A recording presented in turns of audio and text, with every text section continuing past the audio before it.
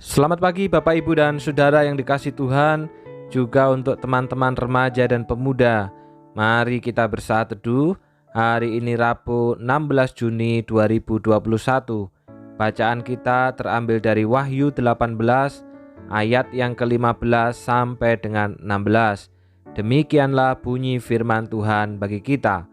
Mereka yang memperdagangkan barang-barang itu yang telah menjadi kaya oleh Dia akan berdiri jauh-jauh karena takut akan siksaannya, dan sambil menangis dan meratap, mereka berkata, "Celaka, celaka kota besar yang berpakaian lenan halus, dan kain ungu dan kain kirmisi, dan yang dihiasi dengan emas, dan permata dan mutiara, sebab dalam 1 jam saja kekayaan sebanyak itu sudah binasa." Saudara, beberapa waktu ini dunia dihebohkan dengan berita banyaknya perusahaan-perusahaan besar dunia yang mengalami gulung tikar karena pandemi COVID-19. Setelah 1 tahun mereka berjuang mempertahankan dan menyelamatkan perusahaan, entah itu dengan mengurangi tenaga kerja ataupun juga jam kerja. Namun pada akhirnya mereka tidak berdaya dengan hantaman pandemi COVID-19 yang meluluh lantakkan perusahaan-perusahaan yang sudah dibangun selama berpuluh-puluh tahun. Saya yakin saudara, kemerosotan ekonomi ini bukan hanya dialami oleh perusahaan-perusahaan besar dunia, tetapi juga dialami oleh Mbok Tun, Mbok Nah yang jualan di pasar. Termasuk juga saya dan Bapak Ibu Saudara juga mengalami hal yang sama. Banyak orang yang stres, banyak orang yang putus asa, dan banyak orang yang kehilangan harapan. Apalagi saudara, sekarang muncul varian baru yang ternyata justru lebih berbahaya dari COVID sebelumnya. Kalau demikian saudara, apa yang harus kita lakukan sebagai miliknya? Saudaraku, siapa yang tidak kenal kerajaan Babel pada masa itu? Babel merupakan kerajaan yang memiliki peradaban sangat tinggi. Taman gantung yang dibangun Raja Nebukadnezar kedua pada puncak kejayaannya sekitar tahun 612 sebelum Masehi menjadi satu ornamen yang sangat terkenal di seluruh penjuru dunia dan dikagumi rancangannya bahkan sampai pada hari ini. Taman gantung Babilonia ini saudara kemudian menjadi monumen agung kerajaan Babylon yang tiada duanya.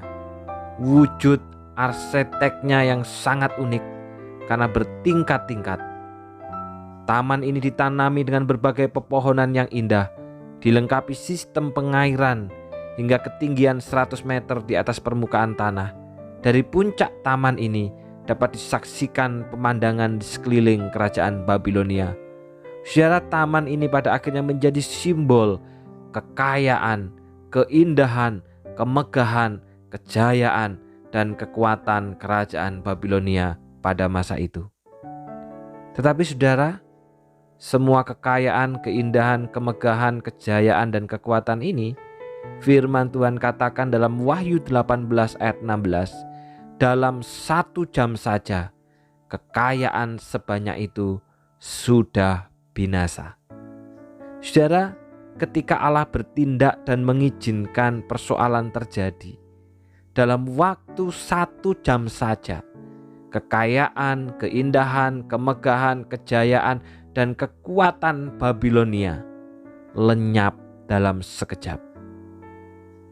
Babel ini merupakan gambaran dunia yang memusuhi Allah dan Kristus. Dunia yang telah menjadikan Allah sebagai musuh itu dihukum dengan keruntuhan total ekonominya. Dan apa yang mereka lakukan saudara ketika keruntuhan itu terjadi? Apa yang mereka banggakan, apa yang mereka puja, apa yang mereka anggap bahwa ini adalah kemegahan dan kehebatan, dalam 1 jam saja kekayaan sebanyak itu lenyap dalam sekejap. Apa yang mereka lakukan? Dalam Wahyu 18 ayat 16 katakan, berdiri jauh-jauh karena takut akan siksaannya. Saudara, para pedagang di sini yang memperoleh keuntungan oleh karena kejayaan, kekayaan dan keindahan Babel dipenuhi dengan rasa takut. Bukan takut kepada Allah, namun takut kepada hukuman Allah yang sudah semakin dekat, dan mereka pun akan menderita siksaan serupa seperti yang dialami oleh Babel. Mereka telah kehilangan kekayaan yang juga mereka anggap sebagai berhala. Mereka menangis dan meratap, namun tidak bertobat, apalagi mengakui Allah yang berdaulat. Inilah yang membedakan respon antara umat Allah dengan yang bukan Allah ketika menemui persoalan dan kesulitan. Kedua-duanya sama-sama takut, tetapi ketakutannya berbeda. Yang bukan umat takut terhadap hukuman Allah.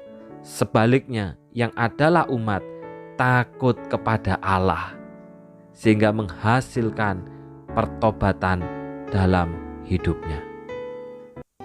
Ku mau cinta Yesus selamanya. Ku mau cinta Yesus selamanya. Meskipun badai silih berganti dalam hidupku, ku tetap cinta Yesus selamanya. Saudara, firman Tuhan hari ini mengingatkan kepada kita, ketika Allah izinkan virus yang kecil melanda dunia, maka semua kehebatan dan kekuatan manusia seakan runtuh tidak berdaya. Dengan demikian, saudara, masihkah kita berani melawan Allah? Masihkah kita mengeraskan hati untuk menolak panggilannya? Masihkah kita terus berlaku tidak setia? Masihkah kita terus mengingkari perjanjiannya? Masihkah kita berkata bahwa kita tidak membutuhkan Allah, saudara? Karena ketika hal kecil aja Tuhan izinkan itu terjadi di tengah dunia, semua kekayaan, kehebatan, kekuatan dan kejayaan manusia seolah lenyap dalam sekejap. Karena itu, saudara, mari kita di tengah situasi yang sulit hari ini, kita justru makin bergantung kepada Allah. Kita justru makin takut kepada Allah. Kita justru makin berusaha untuk memiliki kehidupan yang saleh di hadapan Tuhan. Karena, saudara, ketika Allah izinkan hal kecil terjadi, apapun yang dibanggakan oleh manusia dapat runtuh tidak berdaya. Mari kita terus bergantung kepada Allah dan jangan mengeraskan hati untuk melawan kedaulatannya. Tuhan memberkati. Kita berdoa. Bapa yang di surga, kami bersyukur untuk firman-Mu pagi hari ini yang menyapa kami begitu indah, Tuhan, mengingatkan kami bahwa kekayaan, kejayaan, kehebatan, kekuatan manusia tidak ada artinya apabila Tuhan sudah bertindak mengizinkan hal kecil yang terjadi. Pada akhirnya semua yang kami anggap hebat dan kuat itu runtuh dalam sekejap. Karena itu Tuhan, tolonglah masing-masing kami supaya justru di tengah keadaan yang sulit hari ini Bapa, yang seolah di depan tidak ada harapan, kami makin bergantung kepada Engkau. Kami makin menaruh harapan hanya kepada Allah. Kami makin setia dan hidup di dalam perjanjian. Karena tanpa Tuhan sesungguhnya kami tidak berdaya dan tidak dapat berbuat apa-apa. Bersyukur ya Tuhan untuk adik-adik kami, anak-anak kami yang duduk di bangku sekolah dasar, yang baru saja menyelesaikan ujian akhir sekolah dan saat ini mungkin masih ada remedi yang harus dikerjakan. Berdoa untuk Michelle, Aro, Ebenezer, Caroline, Beatrice, Enzo, Seva, Kreti, Arwen, Amel, Nathan, Jesselyn, Meme, Ellen, Rifki, Aaron, Erin dan Masal.